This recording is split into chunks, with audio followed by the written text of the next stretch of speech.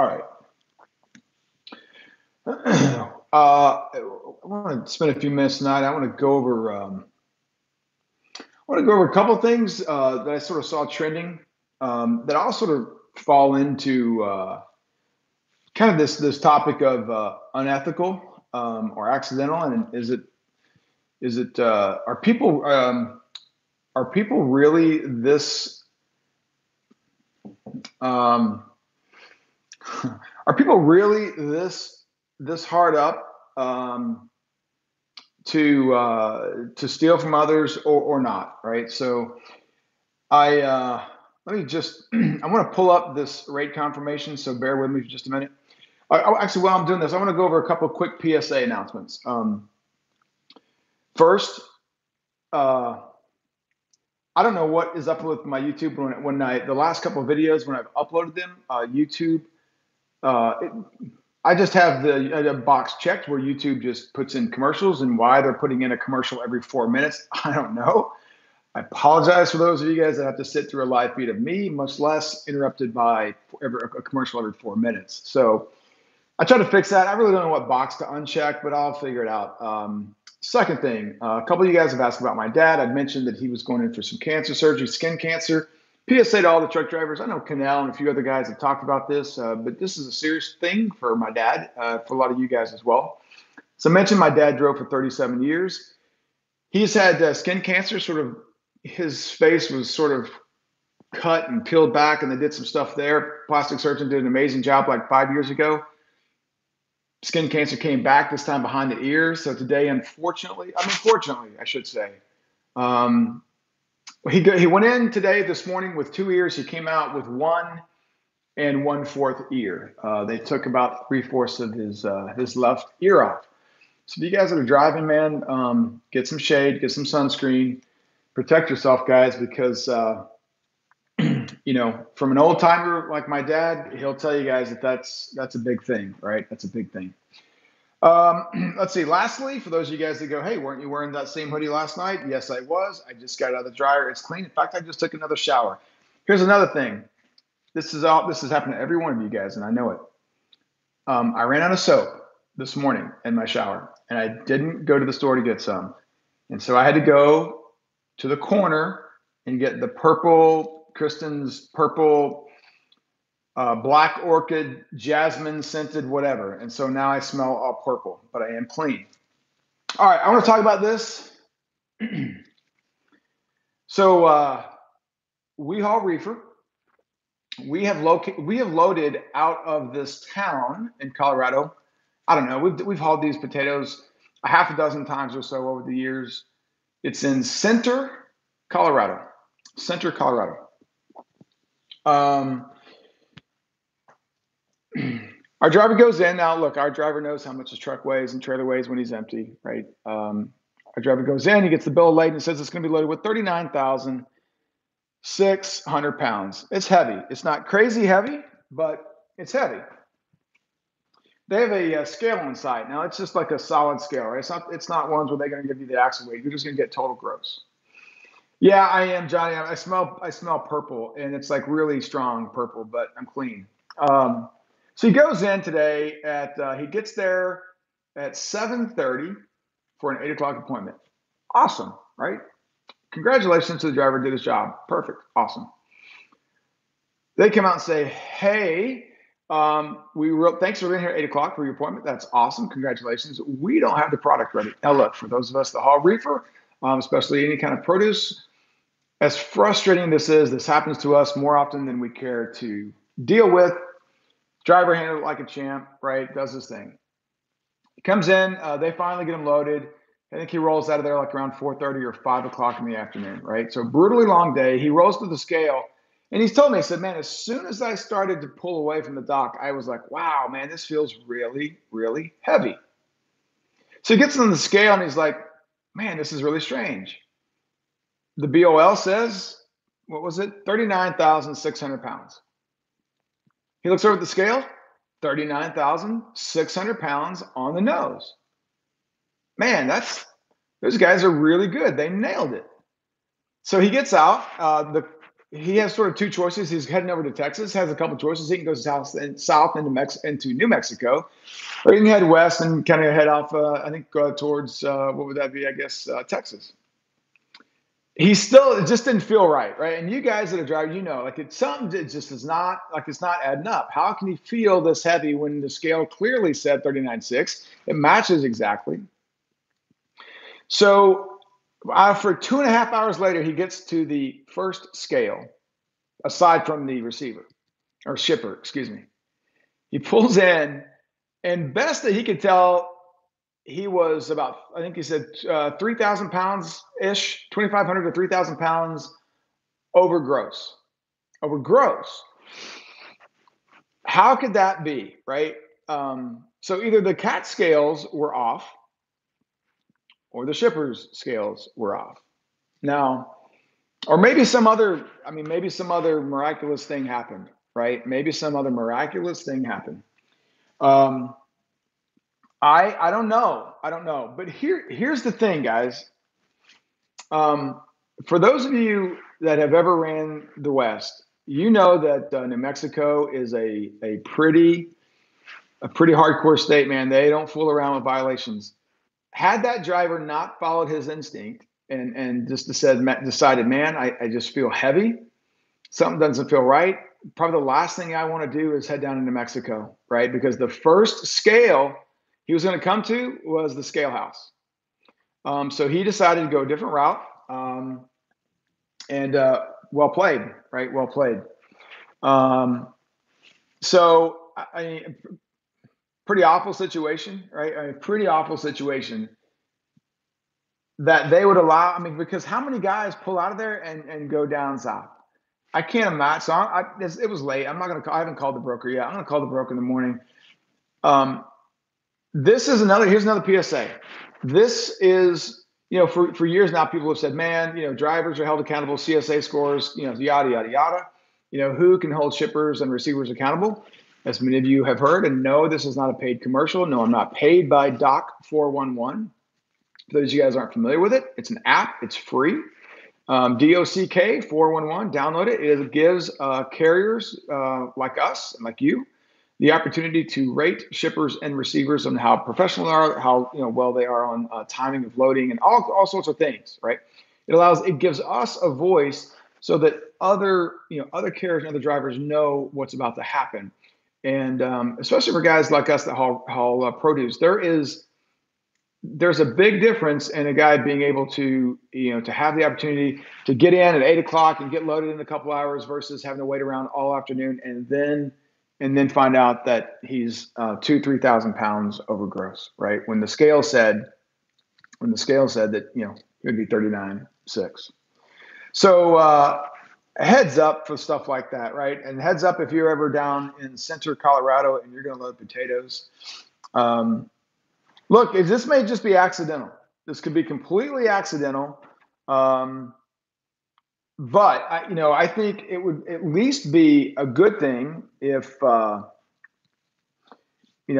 Skyline Potato in Center Colorado would at least maybe have their scales checked for accuracy. That'd be good, because man, for drivers have enough time turning a profit, much less when they're going to load you, absolutely, at 80,000 pounds, much less, 82, 83,000 pounds, and then allow you to go across to the closest scale, which is the scale house in New Mexico. So, man, I don't know. I saw some other things I thought was an interesting topic. Some of the Facebook sites today.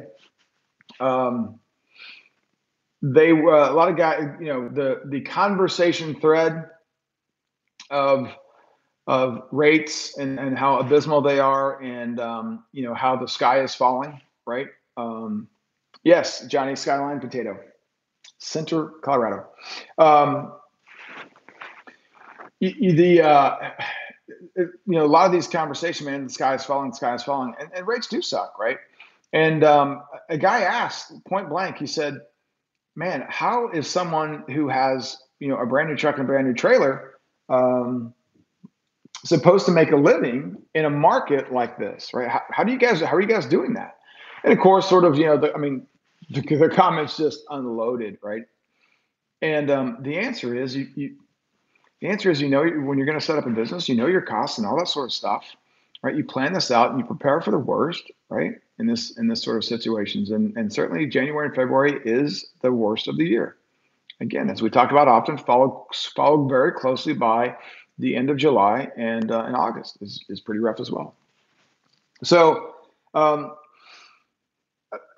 thread sort of migrated to another thread. And I thought I'd just have this conversation. And this may seem really unpopular with a lot of drivers that watch, but I thought maybe let's just have the conversation. So another thread, guy sort of says, listen, for all those company drivers that are making 55 to 65 cents a mile, get ready. Your rates are your pay is about to be cut down to what it was 2 years ago, 40 some odd cents. And as a little apropos, we had just talked about that, whatever it was, a couple nights ago. And somebody said, I don't understand. Why would that happen? Right. And so I want to just take a few minutes to sort of have the conversation. And it might not be a particularly popular conversation, but let's just have it and let's just be sort of brutally honest with the whole situation. Whoever decides that they're going to start their own authority and start hiring drivers and buying trucks and trailers and all that sort of stuff, they put a significant, sizable investment of time and money into that company, right? I'm not going to say this is the case across the board, but most companies want to have good employees. They are happy to pay employees a really good wage. I think it's pretty rare when people don't want to pay people more money. I mean, not that whoever owns that company doesn't want to make good money themselves, but I think you generally are happy when your employees are happy and making a good living. When the rates really spiked significantly, this time last year, and I was surprised how quickly so many companies increased pay to 55, 60 cents a mile, and plus, right, and up. Now, a lot of people will say, "Oh man, you guys, you freaking corporate guys, sit behind a desk. You guys make all this money." Listen, I'm sure that there are some carriers in this industry that are making money hand over fist. I don't personally know any of them. You might. I think the vast majority are sort of struggling with the 10 to 20% margin that this industry can probably offer if you run a really tight ship and a really good business. 10 to 20% is not a particularly large amount of money. If you've got 5 or 10, or even if you've got 50 trucks, it's not a whole lot of money, right? Especially if you've got back office personnel, you've got dispatchers, you got payroll and accounts payable, and blah, blah, blah, right? Safety people. Business is expensive. And so, I can't help but say this, like when the rates take a huge dip like this, and it's perceived or rumored that it's going to be, maybe longer than just the typical January, February, I would expect plenty of companies to make changes, right? I would. I think what we all sort of thought maybe around May or so is, wow, with e-logs and the impact that it's having to the industry, I don't know that we could ever really go back to rates where they were kind of 2 years ago. That's probably not going to happen. Well, here we are, right? We're sort of right back where we were. And maybe it's just my eye test, but it actually seems like the rates are significantly lower than I recall. I mean, I can recall this time of year, we see a lot of bad rates, don't get me wrong. I also feel like we see a pretty significant amount of $1.80, $1.92, $2.10 a mile kind of stuff. I see, I'm kind of looking at all over the load board and a lot of different areas, and I see a lot of $1 to $1.30 kind of stuff. There's certainly still $1.80 kind of freight, and there's some other stuff. And you get on the really short loads that are 100 miles, they'll pay $300, $400, $500. I saw some today starting to bump back up to $600, $700, that kind of stuff. But guys, I mean, if you're an owner operator, you feel it. It's no different. If you're an owner operator, imagine you trying to run a business where you've got 5, 10, or 50 trucks, right? When the margins take a hit like this, when you have low margins and you don't have a decent amount of savings that you've been able to, as a company or an owner operator, put back, it doesn't take long when you're moving freight at these low rates. If your cost is 50 or 60 cents higher than it is to move the freight, you can't do that for any really extended period of time without putting yourself in a really significant financial crunch.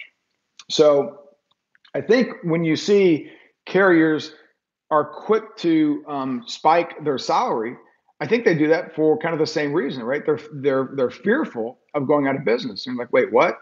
Rates spiked. Why would they be fearful for going out of business? Well, if they don't keep pace with their competition in the industry as far as competitive pay, then drivers will leave and go elsewhere. Now, not all drivers are that case. Certainly, there are times then a lot of you guys are smart enough to say, man, 55 or 60 cents sounds really sexy, but how many miles am I going to get? How much home time am I going to get? What's that company really like? What's my quality of life going to be while I'm at work? And you guys, more than most, spend a lot of time in a truck away from your family. So it's not like you're just in an 8 to 5 in the office and you go home and that sort of thing.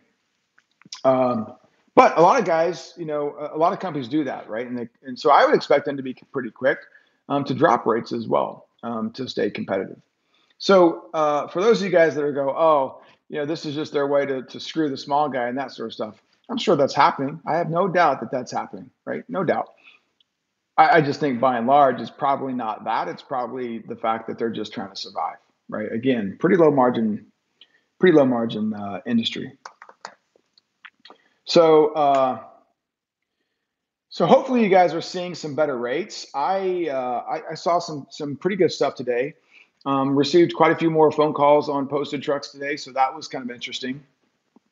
But I think overall, you guys just have to realize, we came from some really, really high rates the past year or so. And so, like I said, my eye test says, man, these rates have been a significant drop. My guess is if you really looked at the data, we're probably on average still going to be maybe about where we're at, or maybe even a touch above where we have been in the last couple of years. I don't know that you haven't actually looked at the data, but my guess is we're probably not too terribly far off. It probably just seems a little bit more painful because of where the rates were. Like we talked about previously, right? You can't, for the past year and a half, you can't, it was hard to go out of business, right? All you have to do is jump in a truck, find any load on the load board, and just chase it around the country, and you're going to make money. And that's not the case now, right? Now you got to be a lot more strategic and a lot more tactical in the business, and how you make decisions about your business, right? So that's a key piece of this puzzle. And for those of you guys that do run the spot market and are looking at load boards, man, you can get yourself into a lot of trouble really, really quick. And I'm just going to mention this. I won't mention names, but I had a conversation this morning. I think it was, yeah. And I want to be a little politically correct, but it's going to be kind of hard. I had a guy tell me that they had a driver that had a load that paid over, I think, right at just a little over $2 a mile coming out of Florida. And it was going up to the Northeast, not a particularly great area. But guys, if you can get $2 and like $4,000 coming out of Miami for a one pick and one drop, you take that run, right? I mean, I'm no dispatching expert, but you take that run, right? You have now house money to play with, right? You have made money coming out of a horrible area. You might end up in another horrible area, but you've got some cash to burn, okay? And you're in a far better area where you're going because you can get out into slightly better paying freight with a lot less mileage than Miami to wherever else you got to get out, right? Nashville or that sort of thing. Carolinas are still pretty rough. So this guy, for reasons, well, I do know the reason. I'm not even going to repeat it because it's so asinine. Okay, you know what? You want to hear it? Fine, I'll tell you the reason. The guy told the dispatcher that he was not going to take the load because he wanted to go buy the house, which was in Orlando. Not a crazy amount of deadhead outer route when you're going from Miami up to the northeast corner of the country. He was going to go buy the house to get a blanket. He's going to get a blanket. He canceled the $4,000, $2 plus per mile run to go get a blanket. I don't know, maybe take $20 of that $4,000 and go to Walmart and buy a blanket. Get out of Florida for $2 a mile. Be strategic with your business. You got to think, man, you just got to think your way around this. You can't make those kind of decisions. Right now, I can't imagine that was really the reason why they dropped the load, but that's the reason that was conveyed to me. If that's true, man, go buy 4 blankets. I don't know. I mean, I don't know. Go buy some tinfoil at Walmart. Wrap yourself up in tinfoil. I don't care. Just don't pass on that load. So be strategic in how you think your way through this. Don't be that guy, right? Don't be that guy. I don't know. That's my 2 cents. I'll jump up. Chuck, you weren't first. You were second. Light Bright was first. What's up, Light Bright? Chuck, just remember, if you're not first, you're last. Aaron, how's it going? Barb, how are you? Slightly average. Randall, how's it going? John's in the house. Ethics is a lost part. You know what, man? I think I mentioned last night I had an interview yesterday with a driver. That we were looking to hire a couple of drivers. So I was having a conversation with a guy, and he's just a good old boy from Oklahoma. And it didn't take him too long before he was like, wow, man, you don't sort of pull any punches. It's pretty straight up and pretty honest. And we sort of said, yeah, we kind of laughed about it. It is sort of sad that I just can't, man, listen, I don't know what the explanation is for the fact that that scale was so far off and yet somehow miraculously still managed to match exactly the weight that was on the BOL. And then the driver said, he's like, that was the thing that was just a little screwy. You know, he's like, they told me they were going to put 39.6 on. The scale said 39.6. Like, I felt really heavy, but man, it's a scale. It tells you 39.6. That's what it is on the BOL. I think a lot of us would have sort of, I mean, how many points of data do you need to go, well, I don't know, that makes sense, you know?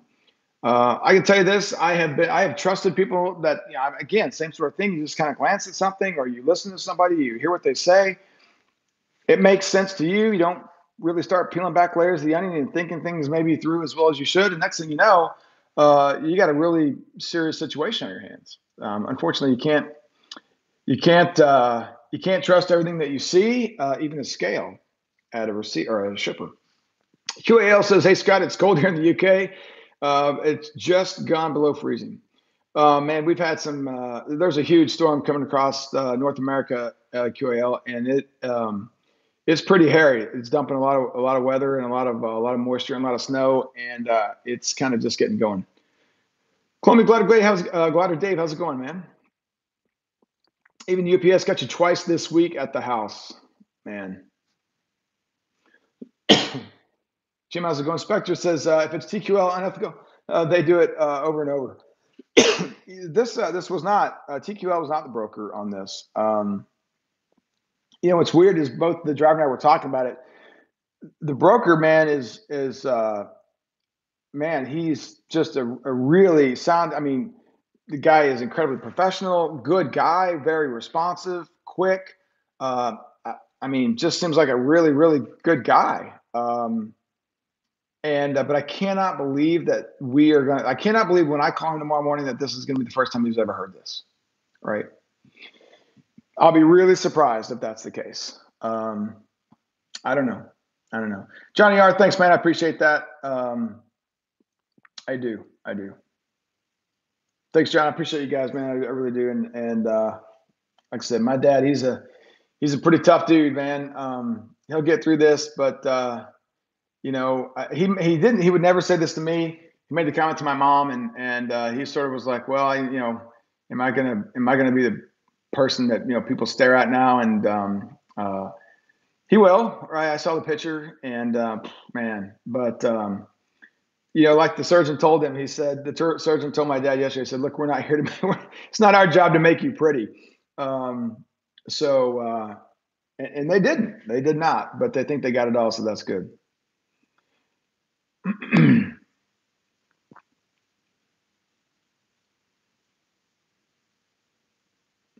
On time for pickup, load isn't ready. Man, we've had our fair share of that. It seems like this week it's been a little frustrating. I'll tell you this: I'm a really big advocate. I think it helps your profitability. I think it helps your revenue. I think it's good for the drivers and route planning, fuel management. I just think all of these sorts of good things happen. And what I'm a big advocate of is, I try to fight for morning deliveries because I want, if we do have something that goes sideways and it takes whatever 6 hours to get unloaded, I can still get a load on that truck in the afternoon. I don't have to wait until the next day. And then for whatever reason, we end up burning drive cycles and hours and we're sitting around. I'm not a big fan of that. The danger in that is when you have situations like this where it's taking forever to get loaded or the product isn't ready or that sort of stuff. That's a little bit rough, but I've been hanging on. It's been really pretty rare when I don't have a driver getting loaded the same day that they're getting unloaded. And so there've been a couple times where it's been a little close and what have you, but we've dodged a few bullets. Fat angle sitting on top. What are you talking about, Dave? Fat angle sitting on top.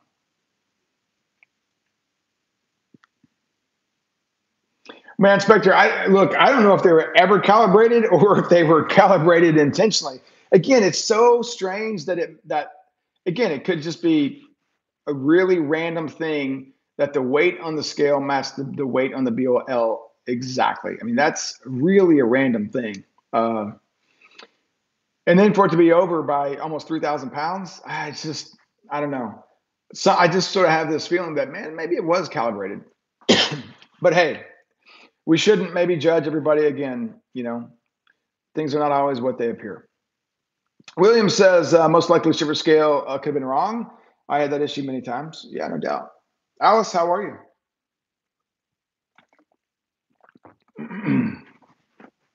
For those of you guys wondering why I'm chewing my Mountain Dew, yes, I did go full redneck today, and I've got peanuts in my Mountain Dew. Greg Goodman, it was a Skyline potato.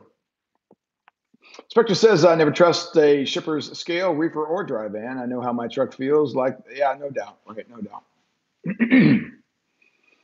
It does sound like they knew what they were doing. I get things happen. It's going to be a tough one for me. I mean, that's just a lot of weight to be over. And then for it to match exactly, stranger things have happened, but I don't know. Yeah, you're right, Johnny. New Mexico that is not the state to fool around with. Here's a story. Want to talk about ethics? Here's another one. I hired a guy. This has to be the worst hire I've ever made. And Howard and these guys still give me a hard time. I hired this guy. He actually lived in Arizona. We bought him a flight to we interviewed him, whatever. He flies out when we hired him to jump in the truck, and he missed his flight. So that's been my first red flag, right? He missed his flight. So we reschedule the flight. I pay the penalties, whatever. We get another flight. He makes that flight, gets there. They put him through the paces, whatever, and he jumps in the truck and he heads back to Arizona on a run to kind of go pick up the rest of the stuff. He didn't bring it all out on the plane, of course. He's in Arizona. He turns pretty quick, and he's coming. I think we gave him about a day or so there at the house or whatever, and he's coming back to Kansas City. And we got this truck so new to us. At the time, we didn't have this was pre-e-logs, and at the time, we didn't have our tracking set up on it. So we needed him to bring the truck back so we could do all that stuff and finish some paperwork and so on and so forth. He's running late, and he's not exactly being all that responsive. We expected him to be, at the yard, and all of a sudden, man, I'm starting to get this really, really bad feeling. As it turns out, he'd gone to New Mexico, and I don't remember. Somebody could probably look it up. I don't remember all the violations he had. I know one was he didn't have chains. I know another one was he had they'd wrote him for too much stuff on the windshield, GPS, and all that sort of stuff. I feel like he might have been overweight as well. I mean, they just went off, right? I mean, they spared no ink on the paper. I believe, if I recall, he walked out of there after being shut down with 38 points of violations. which at the time was a record. That record didn't last that long because the guy that Howard hired not too long after that got nailed for 40 points. Aside from those two situations, we've been really, knock on wood, we've been really, really fortunate. Most of our guys do a really good job aside from these two guys. This guy freaked out, right? He just thought, man, I just got hired. I'm probably going to get fired. Turns out he was right. Probably shouldn't get 38 violation points on your second round. That is not going to end well for you. I'm just going to tell you that, whether it's with me or anybody else. So the guy's late, not answering the phone. He's not answering my call. Finally, I called him. I said, look, whatever time, it was like really early in the morning. It's like 5 o'clock in the morning. I said, hey, look, it's 5 o'clock in the morning. If I don't hear from you in 5 minutes, at 5:05 Mountain Time, I'm going to call the police. I'm going to report the truck stolen. About 30 seconds after I hung up, I got a phone call. And he didn't tell me the truth then either. It wasn't until after the fact when he gets there that he finally starts, confessing what had happened. Yes, 38 points. He finally starts confessing sort of what happened and sort of begging and pleading for the job. And no, right? No. I don't know that really falls in line of unethical. I mean, I get the guy was just scared to death, right? He just started with us. But man, just come clean. I mean, it's not like we're not going to find out about that stuff anyways, right? So just tell us. Yeah, but 38, that was a little bit nuts. That was a little bit nuts. Columbia Glider Dave says he deleted Facebook. Make your own rates by setting yourself apart. I think it was you. Let's see. I think it was on this channel, maybe my first one. I had commented about relationships don't matter. And I still absolutely believe that for the vast majority of time, relationships don't matter in this space. A lot of people thought people took that video and that comment out of context.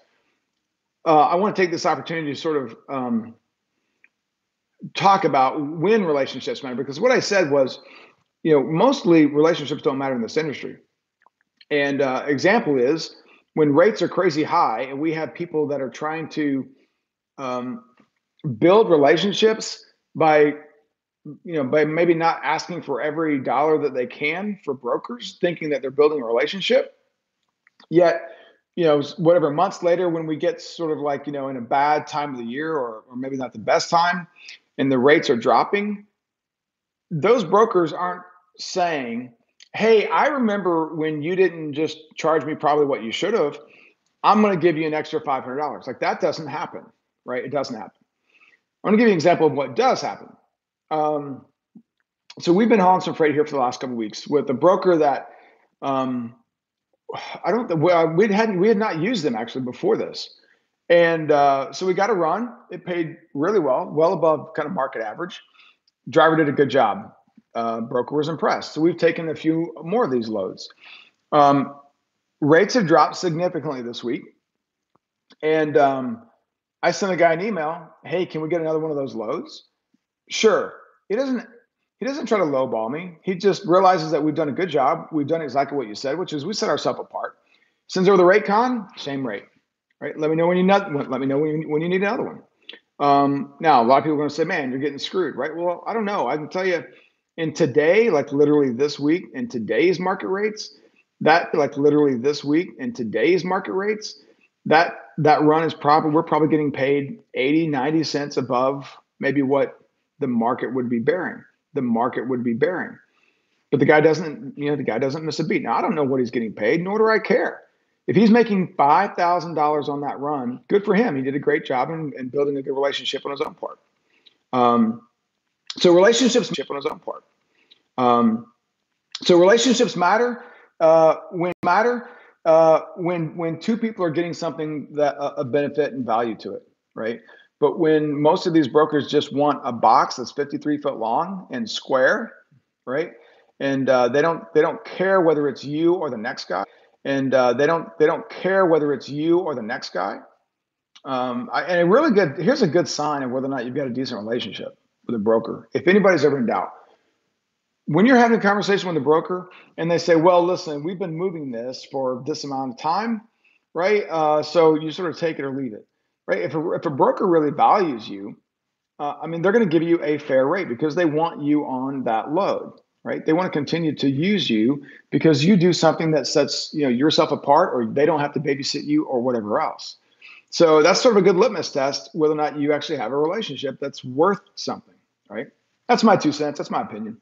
Jason Zenier, Truckers Coach, says rates are still above 2 and 3 year low. People bought all this new equipment based off the top rates possible. And man, I'm sure you've said it. I know that I've said it many times. One of the biggest mistakes that someone can do in the past year and a half is assume that the rates that we were experiencing were the new low. Those were not the new low. Those were sort of like record highs. But a lot of guys thought because of e-logs, man, it could never change. Well, man, it's changing. How long is it going to be like this? Who knows? U.S. Express at 1% third quarter. Profit margins, I'm assuming you're talking about, Dave. Look, Swift, if you guys remember when the Swift acquisition happened, or the Knight acquisition, the Swift was acquired by Knight, 2 years ago now, or whatever it was. Their profit margins, man, I was shocked. I don't know how a company that has that many potential benefits really and competitive advantages by having having so many assets, as well as so many different facilities scattered across the country, the ability to do relays and all those sorts of things that I sort of perceive as competitive advantages. Clearly it wasn't nearly the competitive advantage that maybe I see. All that adds up to taxes and workers' comp and office supplies and phones, etc. Man, that's exactly right. That's nothing. Look, it's not. Look, you guys know I'm pretty critical of brokers, but guys, they've got brick. I mean, not all brokers, but they've got brick and mortar.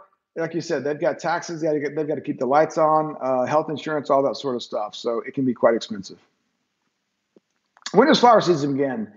Oh, for our drivers, it's probably March, early March. For we actually are going to be hiring we're trying to hire a lot of company drivers now, as well as outside carriers. So if any of you guys are, well, I guess for that matter, if any of you guys are looking for a really good company that actually cares about its people and pays them pretty well, man, send me an email at thetruckingexec@gmail.com.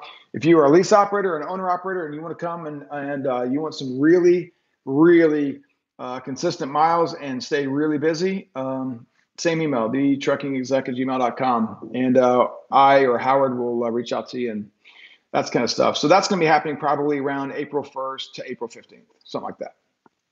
You're looking for a gig? Well, shoot me an email.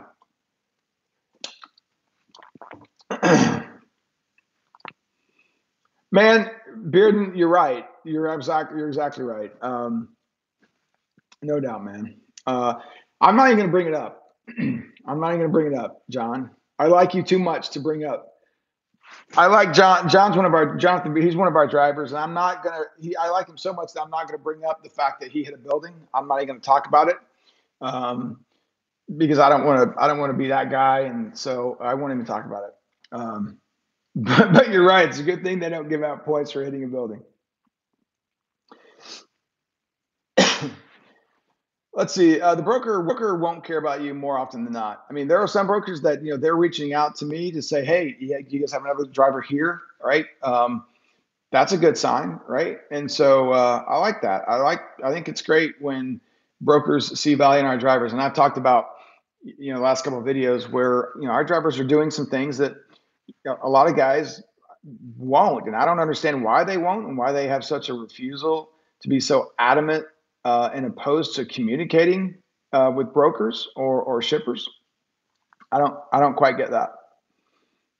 QAL says, my friend this week will have to fire a driver for getting 6 points for looking and using a phone. Oh, for looking and using a phone while driving. Yeah, that so far has cost over, wow, £500,000 in damage to 3 trucks and 2 trailers. Wow. That's, yeah, exactly right, Johnny. Wow. Man, that's the bill so far. Well, just wait and the attorneys get involved. Then that number's gonna get real big. Hey, look, QAL, look, I'll throw you. Listen, if anybody watches this channel and you're looking for a good driving job over in the UK, contact QAL. Harding says he's looking for a gig as well. I thought you were looking for. I thought you were looking for a pet pig. I didn't know it was a gig. Thomas Coleman took me 1.5 days in Cleveland, but I found a load paying $3.75 a mile. That was last week. Last week it was $4.50. Took me over 60 calls, man. And Thomas, that's exactly the case that I was sort of alluding to earlier. And this is where I think, a dispatcher or a dispatching service or whoever it is that you guys use can make you or break you. And this is where I think it's a little dangerous, to be candid with you guys. If you don't have someone that is financially incented to make sure that you are making the most amount of money that you can, I think you are walking down a really dangerous line. I really do. I think you want people that are financially incented to make sure that you're doing well, and that their success or their financial success is tied directly to the hip with you, because I think it can be really rough. Thomas, for guys to make 60 calls to find one load. I don't think there's a lot of people that do that. When it's you and it's your truck and it's your payment and it's your wife and your kids, you're going to make 60 calls. You're going to make 160 calls if that's what it takes. And that's where I think it's tough, and especially for a lease operator or an owner operator. And I've said this before many times.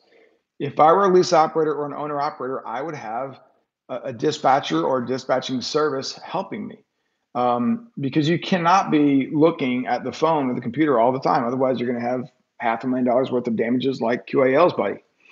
And so I want someone that's dedicated looking at that screen for the best available load for me all the time. But man, I also want their financial success tied directly to my success, right? I don't want them to get paid whether they're booking a $200 load or $2,000 load, right? I don't want them to be paid the same. And I think there's just too much risk in them getting. I think there's too much risk for them to get complacent. It's my opinion. Little Viking Neo, do you have a sign-on cruise bonus? No, I do not have a sign-on. I'm sure there probably were companies doing sign-on cruise bonuses. Cruise cost will be a big hole to dig out of. Repo men are going to be busy. Look, I've never been on a cruise. That's not my style. That's not that would be. Listen, look. Here's my version in my mind's eye of what a cruise would be like. For me, it's like eating at Golden Corral every day before and after going to play poker. And I don't mind Golden Corral. I just tell you that right now. There's a little factoid. Probably most people don't think. I don't mind Golden Corral. I don't mind playing poker. I just don't want to do it every single day. That's not my thing. I would rather go do other stuff. I think it's awesome that some people are like all about the cruises. I get it. It looks like it would be cool going to all those going all of those like amazing destinations. I want to go to all those destinations. I just want to spend like a week or two at each one of those. There's no way I could go there for like 6 hours. I don't know. But plus, honestly, and this won't surprise anyone, it's not that I dislike people. I just don't like being around a lot of people, or for that matter, many people at all when I'm on vacation. Like, vacation is to get away from, making decisions and people. Okay. That's why, like, a really good vacation for me is a pheasant hunt or a deer blind. Like, that's a really good place for me. That's it. Rick, did you hear me say pheasant? Is that what you heard? Did you hear that? Did you see the Prime versus Drivers court case? I did not see. I sort of heard. Let's see. That was the was that the one? Hey, buddy. That was the one where they were talking. They were suing about employee versus or 1099 versus employee. Is that what that was? I think. Jay Cannell could fix the audio. Man, do I have audio problems still? I was going to get a microphone. Maybe I should just get a microphone and be done with it. The trophies, they're right there, guys. They haven't gone anywhere. How did cruises get into this conversation? I don't know. Keep living connection because of the snowstorm. Man, that's not good. Hey.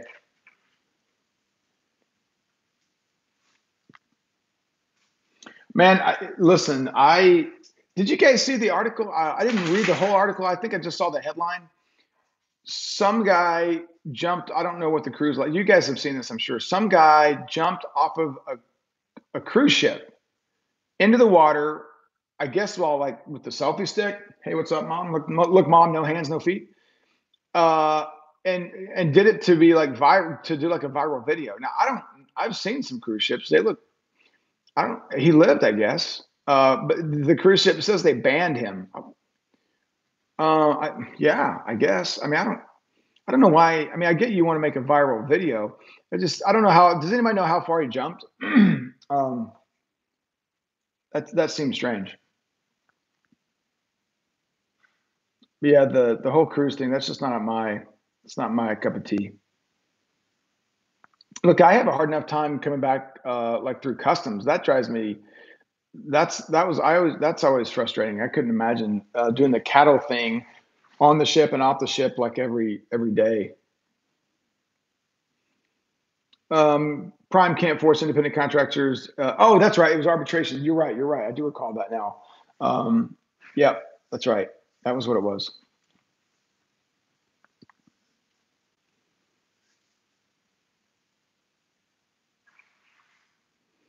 Johnny, send me a mic. I know, or send me an email. I know. Dave Wilbur had sent me like all the stuff that I should. I just didn't buy it. 12 stories high, right? Yeah, I don't know. Yeah, Spectre says employee designation and also whether the lease operator can be forced to settle in arbitration. That's right. I do remember that piece of it. It was a Royal Caribbean. It was his friend's video. They're all banned. They jumped from the 11th floor. It's been too long since my physics days, but that's got to be really close to terminal velocity, I would think, right? It's got to be. Here, you guys want to know what terminal velocity is? Let's see. How high before a human reaches terminal velocity? It's like, oh no, it's way higher than that. You got to fall. You got to fall 12 seconds from 1,500 feet to reach terminal velocity. There you go. Still, that seems crazy just for a viral video. It seems like a lot could go wrong in 11 stories while holding a selfie stick. Was he holding a selfie stick? I might have just made that part up. I don't know.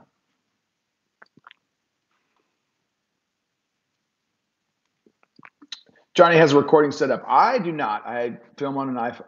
Look, I'll blame you guys. You guys have said that the audio was better with these the headset. I don't know that it is. 110 feet high. I mean, yeah. He hurt his neck and tailbone. Yeah, no doubt. All right. Briggs has got to go to the bathroom. So, has anybody had to take like a really horrible rate? Like, what's the worst rate you guys have had to take? I'm just curious. The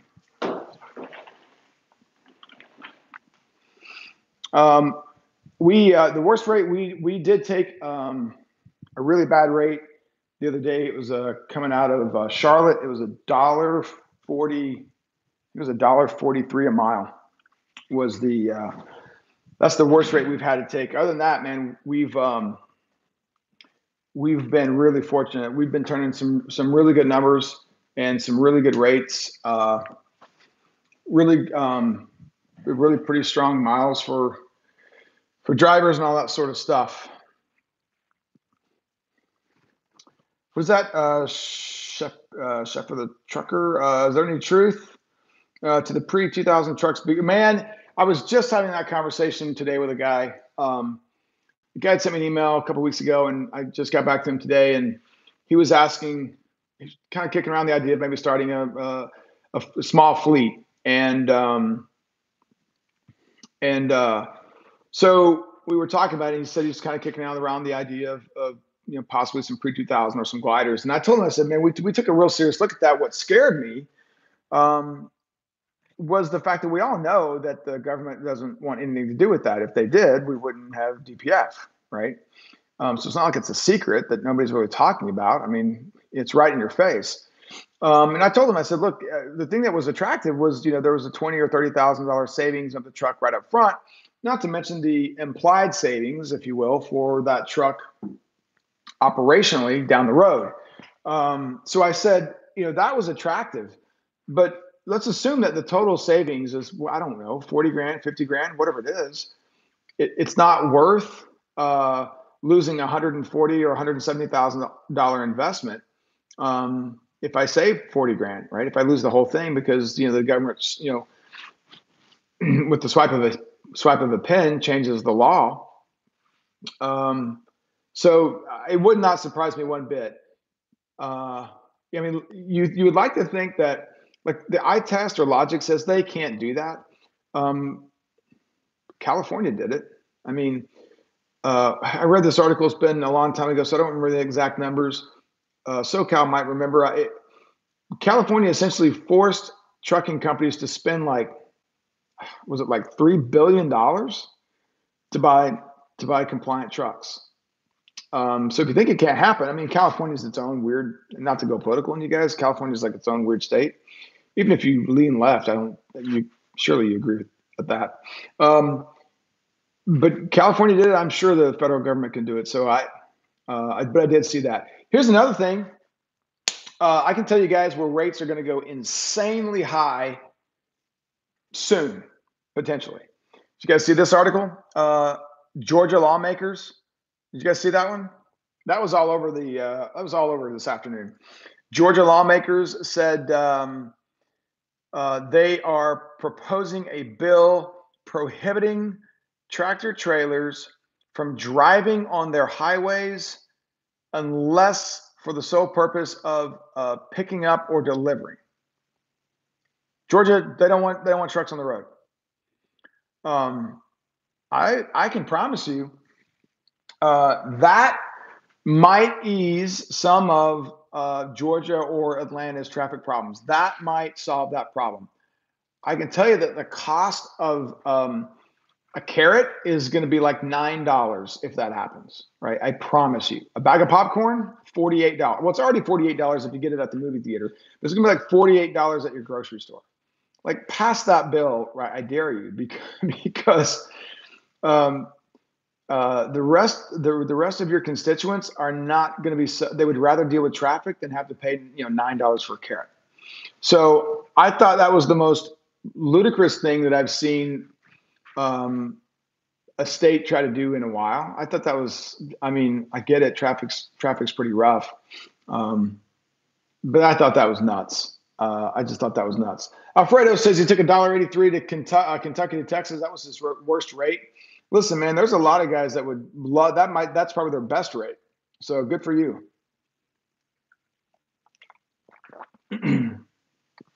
I know some of these streamers use the Blue Yeti mic. Yep, I have seen that. It's about $85. It's semi-professional. I don't have $85 to spend on a microphone. Let's see, QXXI. I think a gift certificate to a broker could help him remember you for, man, you know what? And here's the thing. It's not like it's got to be a $25 gift card. A $5, and Starbucks has those online things that you send to their email.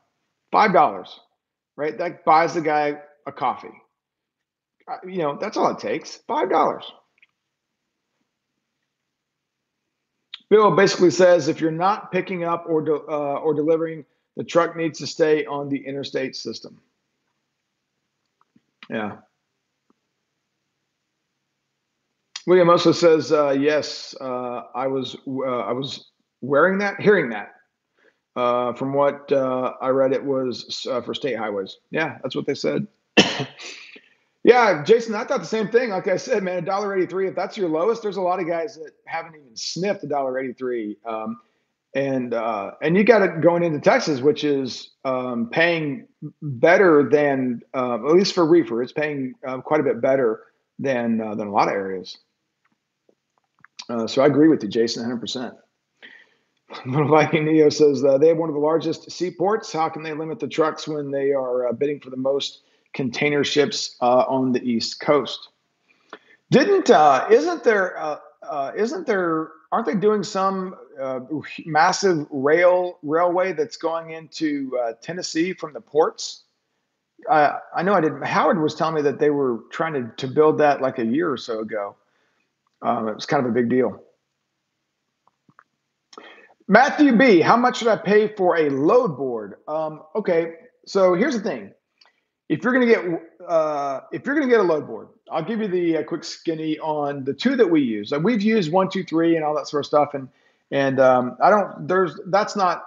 Somebody said the other night that 1, 2, 3 is primarily for flatbed. I don't know. I haven't used it in forever. When it sort of first came out, I guess it just didn't have a lot of freight. I haven't used it for a few years. We use truck stops, internet truck stops, and we use a DAT. We use those two. Internet truck stops, I believe, is it's really simple. I mean, it's just, to me, it fits my eye better. It's just a really simple load board to use. Having said that, DAT has a tremendous amount of analytics, and if I were a lease operator or an owner operator, and that's how I made my living, I would invest the money in the DAT load board.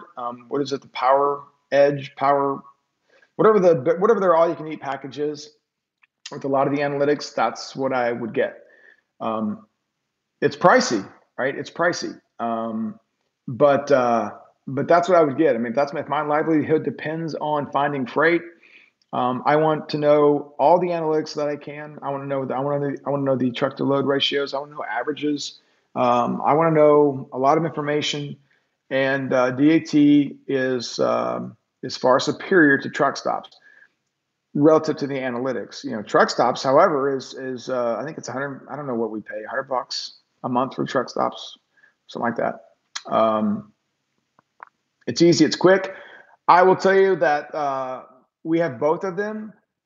There is probably 90% of the freight that you see on one is also on the other.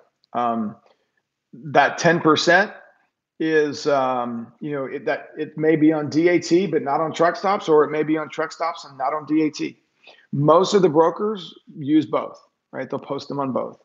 I can tell you that it probably seems like a waste of money, but I guarantee you the loads that I find on one and not the other pay for itself for the year. I mean, it really probably just takes 1 or 2 loads that you find on one load board that you won't see on the other. That makes it worth its while. So those are the two that we use. If you just had to pick one, I would pick DAT, and so hopefully that helps. Oh, it is open. It's just south of Chattanooga. Yeah, man, that's quick. I didn't realize that. Benjamin Duke says he's shaking his head. So they think people drive trucks as a vacation home or something stupid. Man, I sort of thought the same thing. I was like, well, I'll finish reading your comment. He said either you're going to pick up or you're going to drop off, right? What else is there? Repairs, homes? I couldn't either. As I read it, kind of the first thing I thought is, I mean, fuel's like $3 a gallon. These, most trucks get like whatever, 6.5 miles per gallon. It's not like it's your Ferrari or your Vet. You guys are just cruising around with the top down. I mean, I don't know. And here's I guess the thing that I find troubling is let's agree that if we all agree that it's going to have no particular advantage in diluting traffic, if that's what it's for on the highways. Maybe they're concerned about damage to the roads. I don't know what the real reason is, but let's assume that 99% of the time a truck's going to be, and I don't know how they're going to enforce it either, but nevertheless, not to digress. What is it they really hope to achieve? Because they're trying to pass laws for stuff that really isn't going to have any advantage to them. So that's the stuff that just, I guess, is troubling to me, and I don't know, it just bothers me, right? Why try to continue to encroach on our rights when guys are just trying to make a living? Again, I don't think you guys are going to be joyriding. That seems strange to me. Lana Lana just started following me on Instagram. Lana 42. So I bet that I wonder if that's Lana, our former dispatcher. She was she's a sweetie. Hey, if you guys want a good dispatcher, I don't know what she's doing now. Lana could hang some miles on some guys. Lana made some of our best OTR guys squeal. They're like, "Uncle, enough." I don't know if that was real. I don't know if that was really her. Watch it be like some troll. All right, let's see. How much of the market has Uber trucking? How much of the market has Uber trucking taken? I don't know. I hear some guys that use them, 10, 15 loads a year. So I don't know. When I last spoke with them, they sort of but this was a while ago. They sort of admitted, look, we're not there yet. A lot of our freight is kind of heavy. It's building materials, it's water, it's beer. I know that they went on a really significant hiring push to hire salespeople to go attract more freight.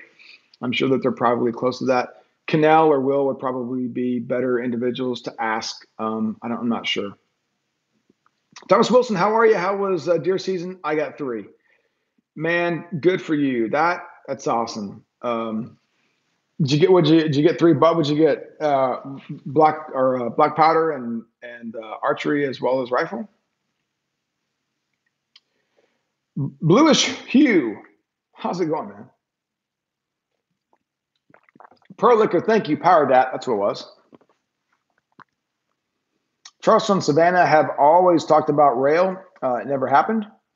New ships are huge. You can see the race to dredge their harbors for these new ships. Wow, 50 foot of water. Holy cow. Greg says you met my peer at a nursery north Denver metro area. Very cool. It's funny, Greg. I had a broker call me night before last that does a lot of work out of there. I wonder if that's the same person. Like, was his name Alex? Maybe I don't think that was him. I hope you don't have load exhaust on the Ford Raptor. Can't go to California with it.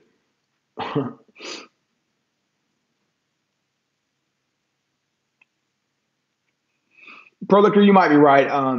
I sort of just scanned through the bill, and I don't know. I probably didn't get but a paragraph in, and I think I read like the first paragraph in detail, and then I was sort of shaking my head, and I just kind of scanned the rest of it because I was amused. I thought it was kind of silly, so I didn't go into great detail, but it seemed a little silly. But you might be right. Thomas Wilson says he got 1 with the bow and 2 with the 7 mag. Nice.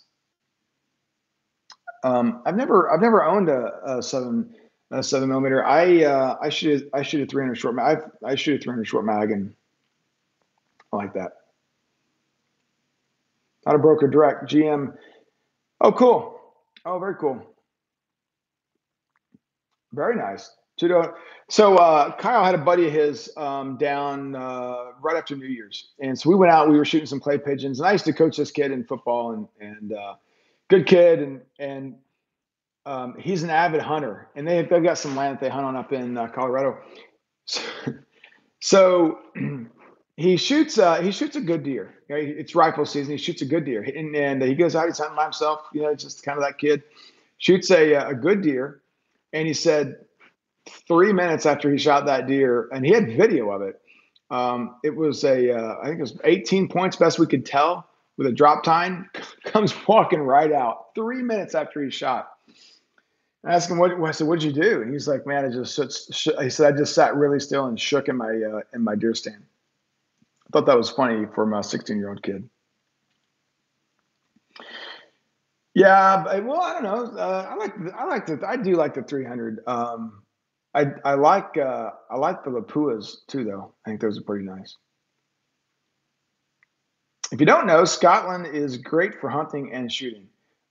Man, I've heard that they do a lot of hunting over there. A lot of hunting, for sure. Hey, listen, that's my 2 cents on sort of the ethics of it. I don't know what happened with the scale situation. We'll probably never know. I see we see it in this industry, right? I've talked about it a lot. We see a lot of unethical behavior. I think it would be awesome if we just if we could just if we just started treating each other with more respect and more honesty. Uh, and I think we can still make money doing that.